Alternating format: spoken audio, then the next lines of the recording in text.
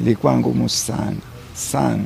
Sikuwa na mahali pa kulala, nilikuwa nalala store number 9. Sikuwa nimeshafahamu ni kwani pale mlangoni kumeandikwa store number 9.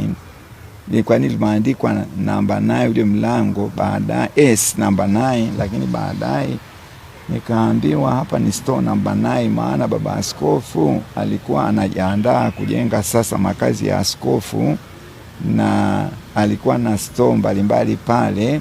Alikuwa amehifadhi vitu, ingine matofali, ingine basi vyombo kutoka Ujerumani. Wakati ule ndio Wajerumani wanatuuzia tiles nini na nini. Kwa hiyo sikuelewa, ni baadaye tu ya wiki mbili kauliza ni kwa nini hapa inaitwa ni S number 9. Nikamwambia ni store number 9. Nikashtuka sana, lakini kwa mazingira yake ilikuwa hivyo. Ilikuwa hivyo, mateso makubwa, upepo unaingia ndani, vumbi. Unaita kafrateri kalichukua karibu, frata njoo tusukume kitanda, tunasukuma upande mwingine, upepo tena hivyo. Kwa hiyo hali ilikuwa ni ngumu sana. Nikasema mimi I'm not going to despair. Ndio wakati huo nilianza kumpenda sana Yesu katika Ekaristi.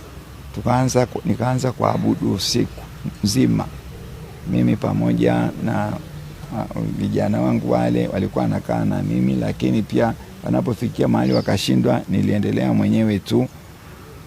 Basi baadaye sasa shida inakuwa sio hiyo moja tu, sio nyumba tu, ni mengi, mazingira, magari, mito. Kwa hiyo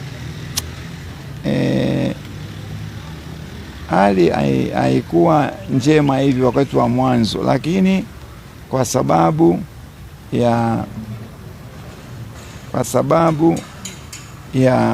ya sala Mungu ambaye amwachi mtu, baada ya muda unavyokwenda, nilianza kuona mabadiliko ya ajabu, sikuamini.